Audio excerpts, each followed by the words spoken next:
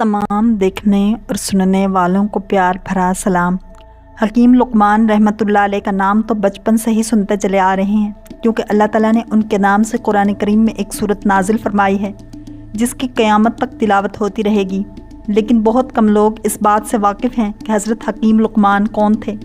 अल्लाह ताला ने उनके नसब, ख़ानदान और ज़माना के बारे में तो अपने कलाम में कोई ज़िक्र नहीं किया, लेकिन उनके हकीमाना अक़वाल का ज़िक्र फरमाया है। ताहम कदीम तारीख़ इस बात की गवाही देती है कि इस नाम का एक शख्स सरज़मीन अरब पर मौजूद था। अलबत्ता उनकी शख्सियत और नसब के बारे में इख्तलाफ पाया जाता है। एक रवायत के मुताबिक वो हज़रत अय्यूब अलैहिस्सलाम के भांजे या खालाजाद भाई, जबकि दूसरी रवायत से हज़रत दाऊद अलैहिस्सलाम का हम असर होना मालूम होता है। अक्सर मौरख़ीन की राय है कि हकीम लुक़मान रहमतुल्लाह अलैह अफ़रीकी नस्ल से थे और अरब में उनकी आमद बहैसियत ग़ुलाम हुई थी। जमहूर उलमा का इत्तफ़ाक़ है कि हकीम लुक़मान नबी नहीं थे और ना उन पर वही नाजिल हुई, क्योंकि कुरान और हदीस में किसी भी जगह कोई ऐसा इशारा मौजूद नहीं जो हकीम लुक़मान के नबी या रसूल होने पर दलालत करता हो। गर्ज़ कि अल्लाह ताला ने हकीम लुक़मान को नबूवत अता नहीं की, मगर हिकमत व दानाई से वाफर हिस्सा दिया। रवायात में आता है कि आप सूरत व शक्ल के एतबार से अच्छे नहीं थे, जैसा कि मशहूर ताबी हज़रत सईद बिन मुसय्यब रहमतुल्लाह अलैह ने एक हबशी से कहा था कि तू इस बात से दिलगीर ना हो कि तू काला हबशी है, इसलिए कि हबशियों में 3 आदमी दुनिया के बेहतरीन इंसान हुए हैं। हज़रत बिलाल हबशी रज़ी अल्लाह ताला अन्हु, हज़रत उमर फ़ारूक रज़ी अल्लाह ताला अन्हु का ग़ुलाम महजा और हकीम लुक़मान रहमतुल्लाह अलैह। गर्ज़ के हकीम लुक़मान के हालात ज़िंदगी और ज़माना में इख्तलाफ के बावजूद पूरी दुनिया उनको एक मशहूर शख्सियत तस्लीम करती है। जाहिलियत के मुतअद्दिद शोरा ने भी उनका तज़किरा किया है। अल्लाह ताला ने सूरह लुक़मान में हज़रत हकीम लुक़मान रहमतुल्लाह अलैह की उन कीमती नसीहतों का ज़िक्र फरमाया है जो उन्होंने अपने बेटे को मुखातिब करके बयान फरमाई थी। यह हकीमाना अक़वाल अल्लाह ताला ने इसलिए कुरान करीम में नकल किए ताकि क़यामत तक आने वाले इंसान उनसे फ़ायदा उठाकर अपनी ज़िंदगी को खूब से खूब तर बना सकें और एक अच्छा मुआशरा वजूद में आ सके। सबसे पहले हिकमत अकायद की दुरुस्तगी के मुतल्लिक है। ऐ मेरे बेटे, अल्लाह के साथ शिरक न करना। यकीन जानो शिरक बहुत बड़ा जुल्म है, यानी अल्लाह ताला ही पूरी कायनात का खालिक और मालिक और राज़िक है, और उसके साथ किसी गैरुल्लाह को शरीक इबादत करना इस दुनिया में इससे बड़ा जुल्म नहीं हो सकता कि अल्लाह ताला की किसी मखलूक को उसके बराबर ठहराया जाए। यही वो पैगाम है जिसकी दावत तमाम अम्बिया और रसूल ने दी कि माबूद हकीकी सिर्फ़ और सिर्फ अल्लाह ताला है। वही पैदा करने वाला, वही रिज़्क़ देने वाला और पूरी दुनिया के निज़ाम को तन्हा वही चलाने वाला है। उसका कोई शरीक नहीं। हम सब उसके बंदे हैं और हमें सिर्फ उसी की इबादत करनी चाहिए। वही मुश्किल कुशा, हाजत रवा और ज़रूरतों को पूरा करने वाला है। दूसरी नसीहत, अल्लाह का इल्म हर चीज़ को मुहीत है। हकीम लुक़मान की दूसरी नसीहत अपने बेटे को ये थी कि इसका यकीन रखा जाए कि आसमान और ज़मीन और उसके अंदर जो कुछ है उसके एक एक ज़र्रे से अल्लाह ताला अच्छी तरह वाकिफ़ है। कोई चीज़ भी उससे मख्फी नहीं और उस पर उसकी कुदरत भी कामिल है। तीसरी नसीहत, नमाज कायम करना। हकीम लुक़मान ने अपने बेटे को नसीहत करते हुए यह भी फरमाया, बेटा नमाज कायम करो। नमाज ईमान के बाद इस्लाम का अहम तरीन रुकन है। नमाज ख़ुद अहम होने के साथ वो दूसरे आमाल की दुरुस्तगी का भी ज़रिया है। जैसा कि इरशाद बारी ताला है, जो किताब आप पर वही की गई है उसे पढ़िए और नमाज कायम कीजिए। यकीनन नमाज बेहयाई और बुराई से रोकती है।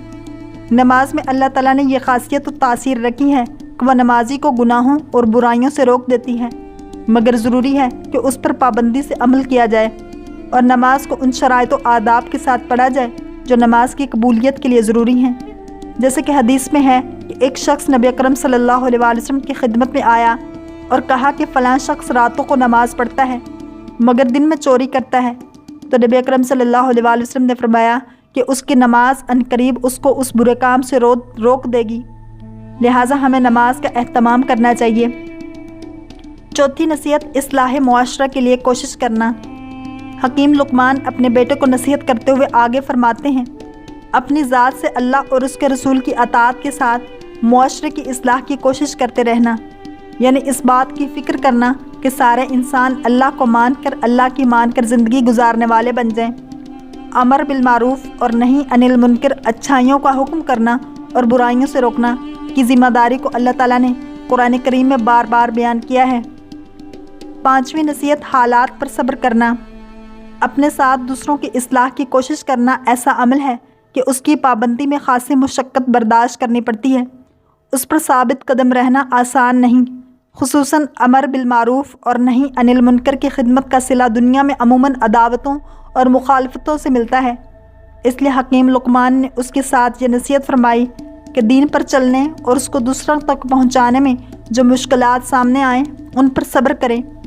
جیسا کہ سورۃ العصر میں اللہ تعالیٰ زمانے کی قسم کھا کر ارشاد فرماتا ہے کہ تمام انسان خسارے اور نقصان میں ہیں مگر وہ لوگ جو اپنے اندر 4 صفات پیدا کر لیں، ایمان لائیں، نیک اعمال کریں، محض اپنی انفرادی اصلاح و فلاح پر قناعت نہ کریں بلکہ امت کے تمام افراد کی بھی کامیابی کی فکر کریں، دین پر چلنے اور اس کو دوسروں تک پہنچانے میں جو مشکلات آئیں ان پر صبر کریں۔ حکیم لقمان کی دیگر نصیحتیں آداب معاشرہ کے متعلق ہیں۔ حکیم لقمان اپنے بیٹے کو نصیحت کرتے ہوئے فرماتے ہیں، لوگوں کے سامنے تکبر سے اپنے گال مت پھیلاؤ، یعنی لوگوں سے ملاقات اور ان سے گفتگو کرتے وقت ان سے منہ پھیر کر گفتگو نہ کرو، جو ان سے اعراض کرنے اور تکبر کرنے کی علامت اور اخلاق شریفانہ کے خلاف ہے۔ اللہ تعالیٰ اپنے نبی کے متعلق قرآن کریم میں ارشاد فرماتا ہے، یقیناً آپ اخلاق کے اعلیٰ درجے پر ہیں۔ حضرت عائشہ صدیقہ رضی اللہ تعالیٰ عنہا سے جب رسول اللہ صلی اللہ علیہ وسلم کے اخلاق کے متعلق سوال کیا گیا تو انہوں نے فرمایا، آپ کا اخلاق قرآن تعلیمات کے عین مطابق ہے۔ حضور اکرم صلی اللہ علیہ وسلم نے ارشاد فرمایا، مجھے بہترین اخلاق کی تکمیل کے لیے بھیجا گیا ہے۔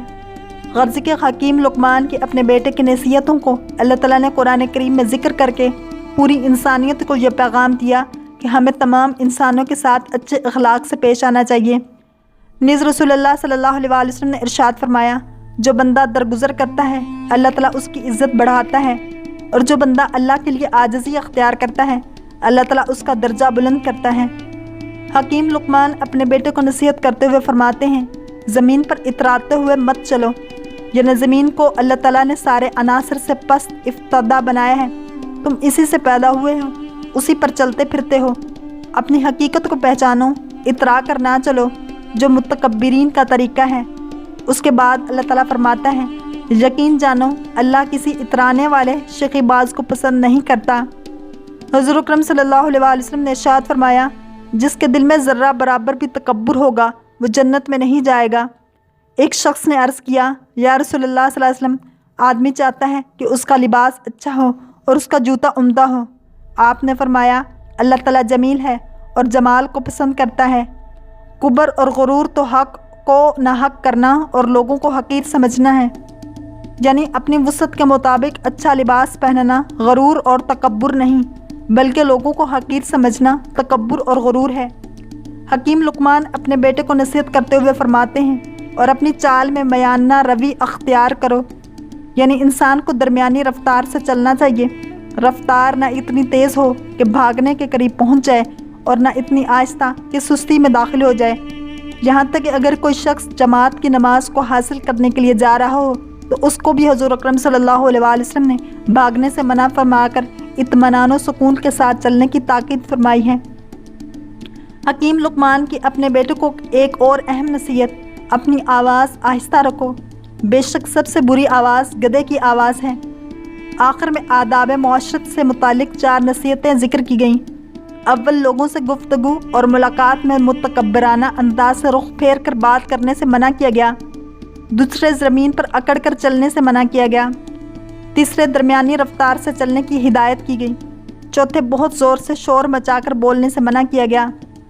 ان تمام نصیحتوں کا خلاصہ یہ ہے کہ ہر وقت ہم دوسروں کا خیال رکھیں، کسی شخص کو بھی، خواہ وہ مسلمان ہو یا کافر، ہم اس کو جانتے ہوں یا نہ جانتے ہوں، لیکن ہماری طرف سے کوئی تکلیف کسی بھی بشر کو نہیں پہنچنی چاہیے، مگر ہم ان امور میں کوتاہی سے کام لیتے ہیں، حالانکہ ان امور کا تعلق حقوق العباد سے ہے، اور حقوق العباد میں حق تلفی انسان کے بڑے بڑے نیک اعمال کو ختم کر دے گی۔ لہٰذا ہمیں چاہیے کہ ہم حکیم لقمان رحمۃ اللہ علیہ کی ان قیمتی نصیحتوں پر عمل کر کے ایک اچھے معاشرے کی تشکیل دیں۔ اگر آپ کو یہ ویڈیو پسند آئی ہے تو لائک، شیئر اور سبسکرائب کرنا مت بھولیے، تاکہ ایسے ہی اسلامک انفارمیٹیو ویڈیوز آپ تک پہنچتی رہیں۔